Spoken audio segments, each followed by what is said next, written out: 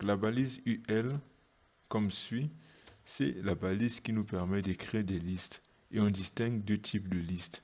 On a le UL et non seulement UL, et on a la balise OL,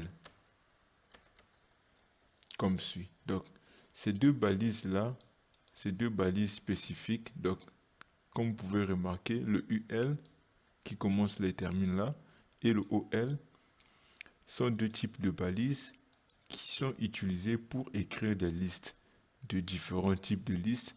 Une liste de pointillés, donc c'est-à-dire sans marcation, sans spécifier une numérotation quelconque, et une balise OL qui liste avec une numérotation le contenu de la liste. Donc si je voudrais par exemple ajouter du contenu dans ma balise pour les pointillés, c'est-à-dire le UL, je vais mettre tout simplement LI, ouvrir et fermer, et j'ajoute par exemple du contenu. Ici par exemple je vais mettre banane. Je vais ajouter encore une autre, par exemple pomme.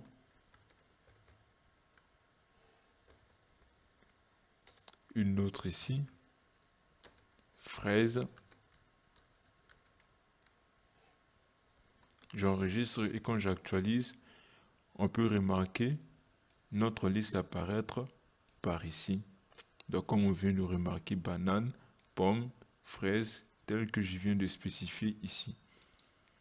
Maintenant, si je prends les mêmes contenus, ici que j'ajoute à l'intérieur de mon OL, si j'enregistre et j'actualise, on peut remarquer la même liste qui apparaît ici, mais d'une manière numérotée.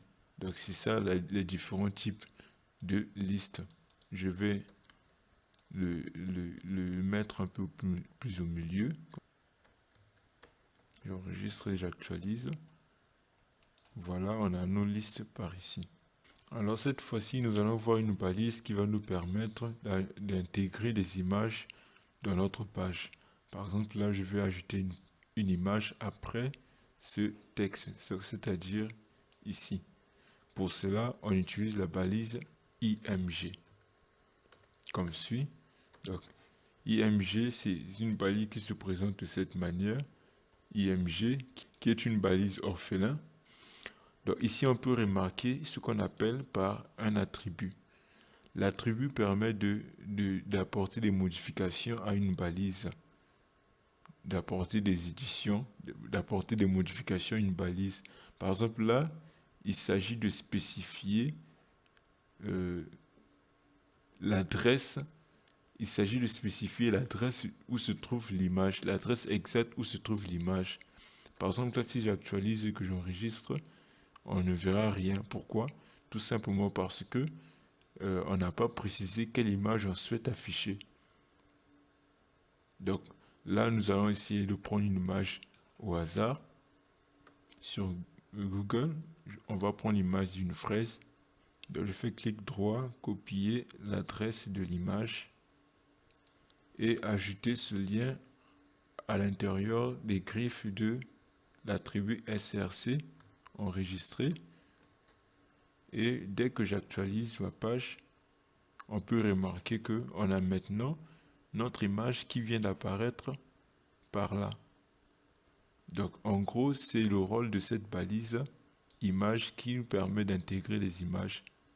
Et si par exemple cette image se trouvait à l'intérieur de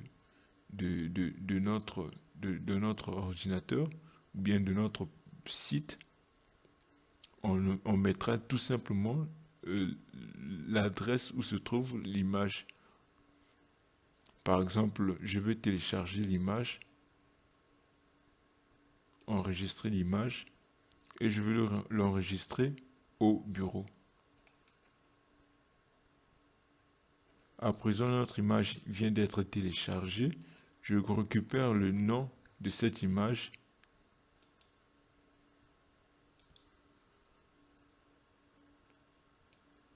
Et au lieu de ce long lien, je mets juste le nom de l'image suivi de l'extension de mon image en .png qui est l'extension de notre image. J'enregistre et j'actualise.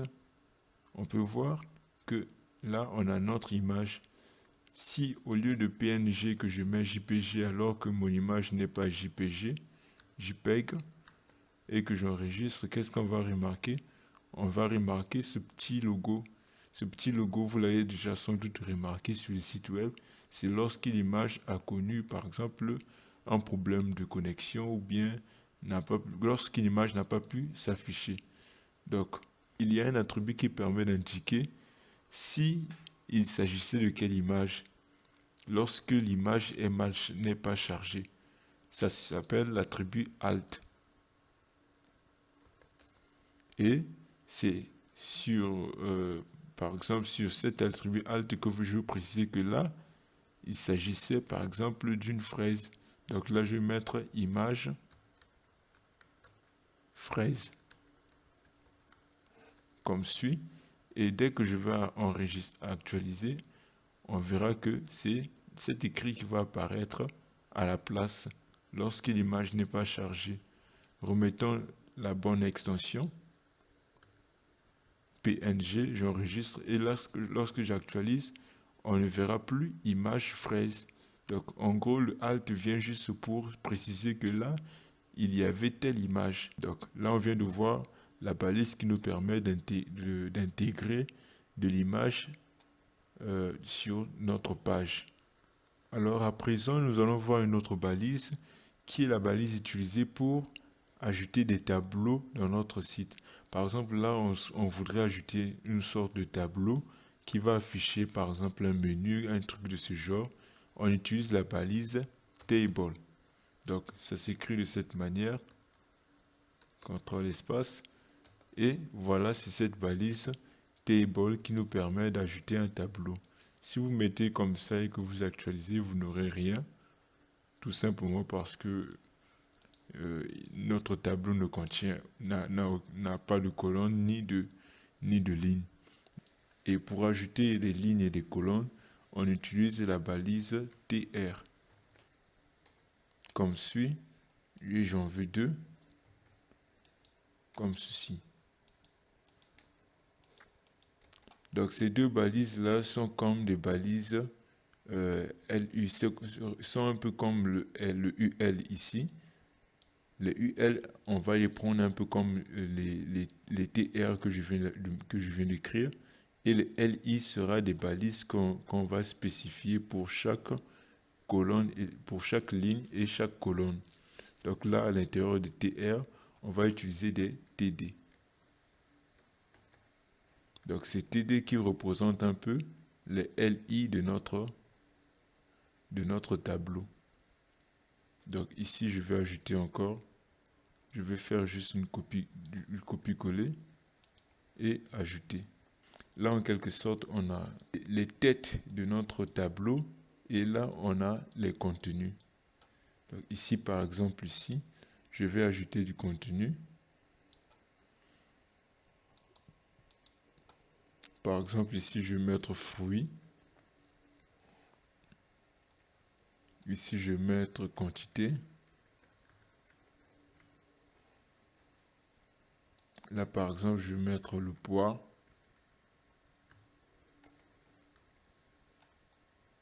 Et là, à la fin, je peux mettre le prix.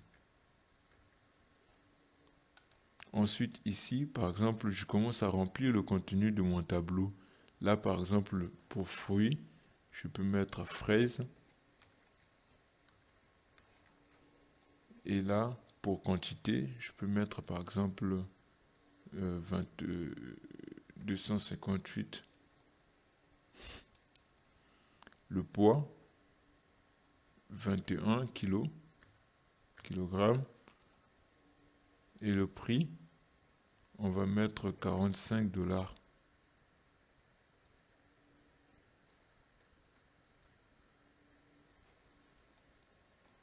J'enregistre et quand j'actualise, on peut voir notre tableau apparaître ici.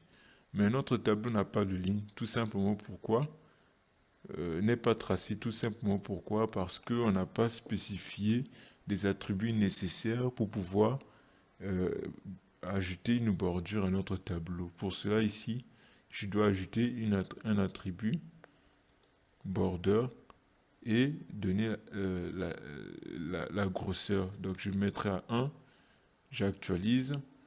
On peut voir que notre tableau a maintenant une bordure. Donc on utilise des attributs pour modifier, tel que j'avais dit pour les images. Les attributs, on les utilise pour modifier le comportement de notre balise. Par exemple, là, je viens d'ajouter un attribut border pour pouvoir ajouter une bordure. Mais on peut remarquer, par exemple, que mon tableau, les bordures de mon tableau, il y a comme des espaces à l'intérieur des bordures. Et je n'ai pas besoin de ça. Pour cela, on utilise toujours des attributs. Et cette fois-ci, je vais utiliser l'attribut Cell Spacing et le mettre à 0. C'est pour supprimer les espaces à l'intérieur de mon tableau. Quand j'actualise, on peut remarquer qu'il n'y a plus d'espace. Et si par exemple, je voudrais que mon tableau puisse y avoir de la grosseur à l'intérieur de chaque carreau, pour cela, on va utiliser le Cell Padding. Le Cell Padding, désolé, comme suit, Cell Padding, et je vais mettre à 16 par exemple. J'enregistre et j'actualise.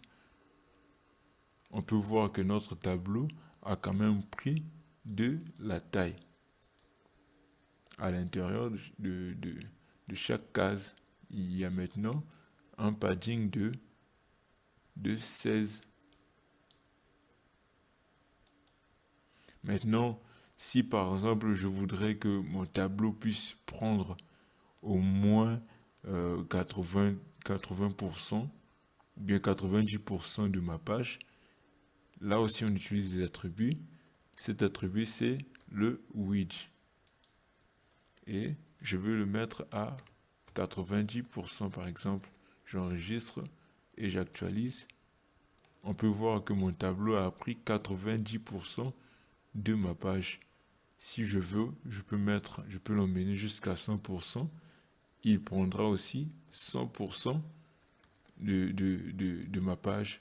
Comme on peut voir ici, il est à 100% de ma page. Si par exemple, je voudrais que l'entête ici puisse y être en noir, histoire de designer un peu, là, je vais utiliser un autre attribut pour uniquement cette partie-là. Donc cette partie-là, ce n'est plus le rôle du table, c'est maintenant, ça concerne maintenant cet espace-là du premier TR. Donc ici, je vais ajouter un attribut pour mettre un arrière-plan en gris par exemple. Donc on utilise un BG color. Et le BG color, je peux lui donner une couleur gray par exemple, comme suit. J'enregistre et j'actualise. Et on peut voir qu'il est maintenant en gray. Et si par exemple je voudrais que les écrits ici soient en blanc, pour cela je vais utiliser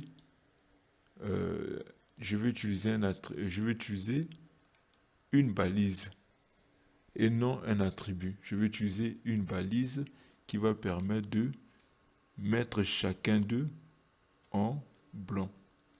Donc cette balise là s'appelle font et je dois le mettre entre mes titres. Donc entre mes textes, mes contenus texte, je vais mettre ici font comme suit et je vais mettre à l'intérieur. Pourquoi je mets font?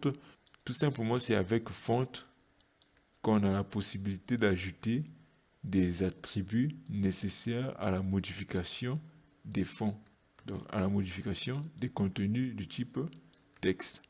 Donc là, par exemple, je vais ajouter la couleur. On utilise l'attribut couleur. Et là, je vais spécifier que je voudrais du white. J'enregistre, je veux copier plutôt, et je vais le coller un peu partout.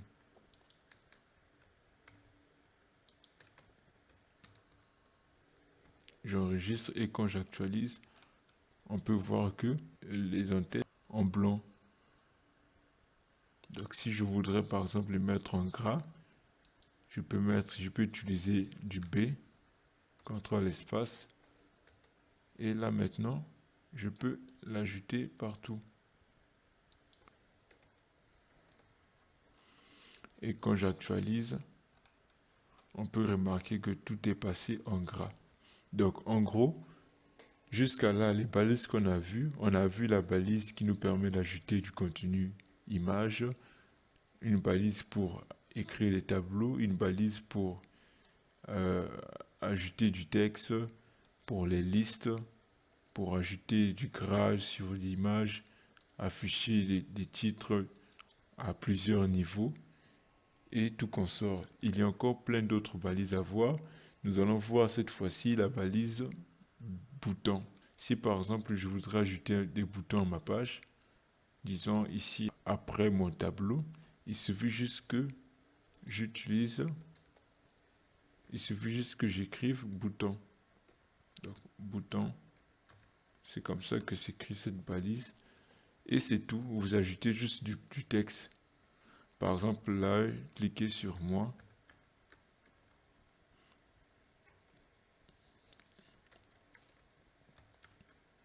Cliquez moi, j'enregistre. Donc là, je viens d'ajouter un bouton, clique-moi, mais quand j'en clique dessus, rien ne se passe. Tout simplement pourquoi? Parce qu'on ne lui a pas donné un comportement spécifique. Je vais vous montrer quelque chose de spécifique. Imaginons ici, par exemple, je mets un texte avec des accents. Par exemple, ici, je mets, cliquez, par exemple, comme suit, j'enregistre. Quand j'actualise, vous allez remarquer que voilà, il est bel et bien cliqué. Mais dans certains navigateurs, si j'essaie de lire cette page avec d'autres navigateurs, vous verrez que cliquer va apparaître avec des écrits bizarres, quelque chose avec des arrobas, étoiles, une mauvaise écriture. Pour régler tout ça, tout simplement, on a besoin du meta, la balise meta. Et ça s'écrit de cette manière, comme vous pouvez voir, meta char7 est égal à 2 griffe UTF-8. Cette balise permet d'arranger la situation à ce que tous les caractères puissent être affichés, que ce soit avec accent ou non accent. Donc là, on a vu comment ajouter des boutons. On peut les multiplier.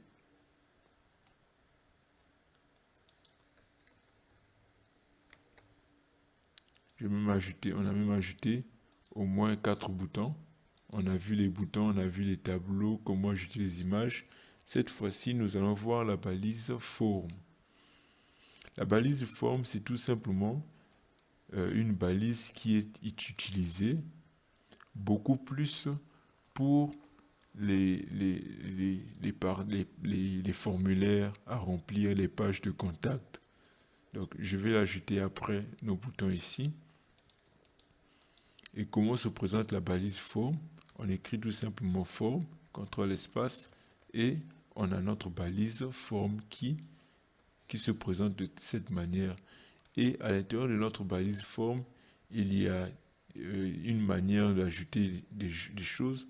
Par exemple, si je voudrais créer un formulaire de connexion, par exemple un formulaire de connexion, j'aurais besoin de quoi? J'aurais besoin d'un login et un password.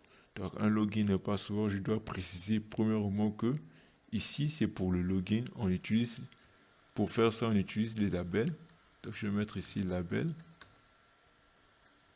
Et je mets, par exemple ici, je veux un login, comme suit. Login. Et je peux le copier, coller.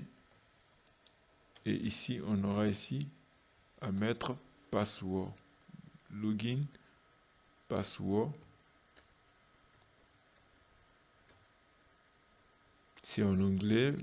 Donc, password pour mot de passe, login pour le titre, le login pour l'email à remplir, le nom d'utilisateur, en quelque sorte, le mot-clé. Si j'enregistre ce que j'actualise, vous allez voir pour l'instant que les écrits, login, password. Tout simplement parce que les labels là, c'est juste pour spécifier un champ. Donc pour ajouter les champs, on va utiliser les inputs. La balise input. Donc comme suit. Donc la balise input a besoin de deux attributs. Bon, du basiquement juste un seul attribut, mais l'autre attribut c'est nécessaire pour d'autres langages spécifiques tels que le PHP par exemple. Mais ici, on a le type à spécifier.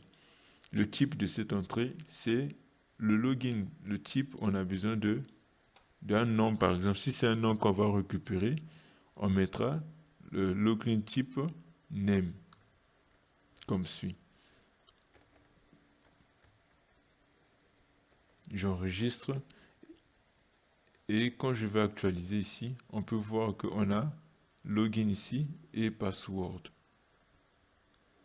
Je n'ai pas spécifié ici pour le password. C'est normalement du texte. On va voir par la suite. J'enregistre par exemple là le login, je vais mettre un peu d'espace. Voilà, on a notre login et notre password comme suit. Là par exemple, on va spécifier, c'est pour ajouter le nom à notre forme. Par exemple, là je vais mettre ici le nom ici, tout comme ça. Et le mot de passe, normalement ici, c'est du contenu texte. Mais dans n'importe quel site où vous irez, le mot de passe, c'est jamais en clair comme suit. Il faut toujours cacher les textes que l'utilisateur est en train d'écrire. Donc, pour le cacher, on n'utilise pas le type texte, bien que le mot de passe que vous mettez, c'est un contenu de type texte. On mettra plutôt password. Comme suit, password en minuscule. Et quand j'actualise, vous allez voir que lorsque ici je vais ajouter du contenu, vous ne pouvez pas les voir. C'est tout simplement le rôle de cet attribut type qui permet de spécifier chaque type d'entrée. Le texte area, c'est normalement pour ajouter des textes, des longs textes, des longs paragraphes dans une forme.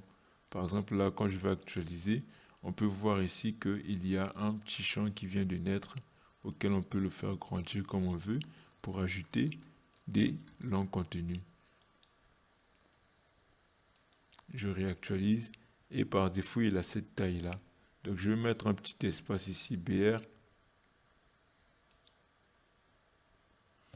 Et on va spécifier, on va mettre un label ici, au-dessus. Message, par exemple. J'enregistre, j'actualise. Message, ici pour écrire notre message. Donc le label permet de mettre le label à ligne en une seule ligne comme suit. Je vais mettre un petit BR.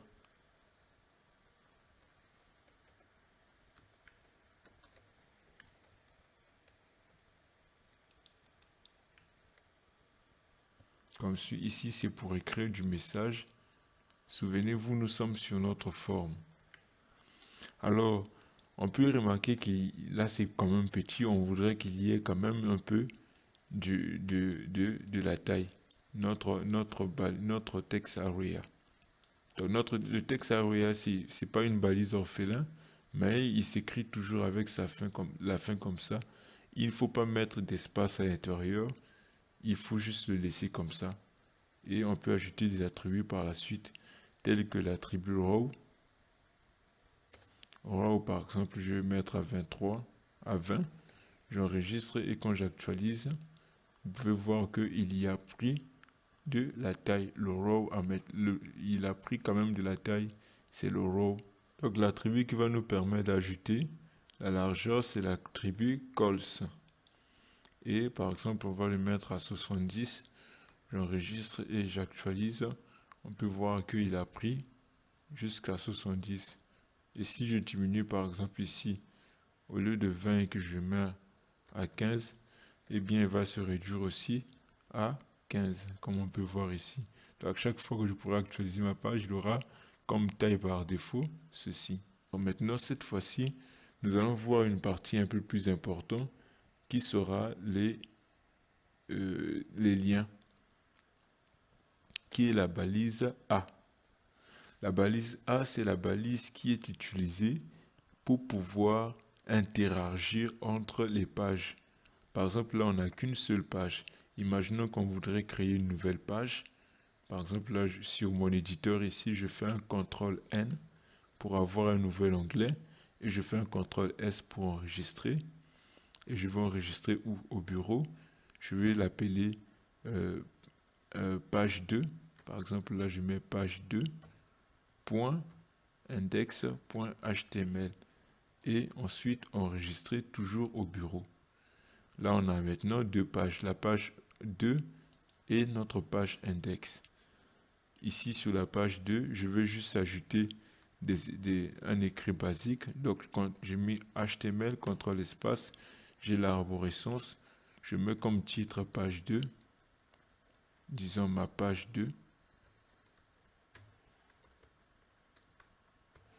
Et ici, comme message, je vais mettre en grand, en H1, ici, bienvenue sur ma page 2.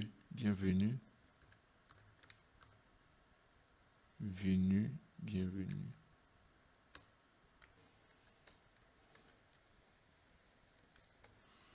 Donc, bienvenue sur ma deuxième page. J'enregistre. À présent, on a deux pages. Si par exemple ici sur mon titre, je vais au lieu de index, je mets ici le nom de ma page que je viens de créer, la nouvelle page qui s'appelle page 2, comme suit, et que je fais entrer. On va atterrir sur bienvenue sur ma deuxième page. On peut revenir par là.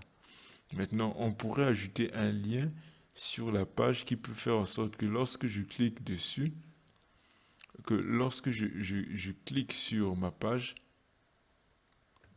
désolé, que lorsque je clique sur quelque chose et que je puisse atterrir sur cette page-là. Comment on fait ça? On utilise la balise A. Par exemple, imaginons que je voudrais ajouter ça, par exemple, ici. Au lieu de cliquer ici, je vais mettre ici page 2. Je vais mettre aller à la page 2. Aller sur la page 2. J'enregistre. J'actualise ici. On peut voir ici, aller sur la page 2. Je peux enlever les autres boutons, pas nécessaire pour l'instant. Voilà, aller sur la page 2. Quand je clique, je ne vais pas atterrir, je n'irai pas sur la page 2. Mais pour faire ça, il faut utiliser une balise, cette balise A pour nous emmener sur une nouvelle base, sur la page 2. Donc comme cela, je vais mettre A ici, l'appeler, et voici comment il se présente notre balise A. Donc l'entête, c'est comme suit.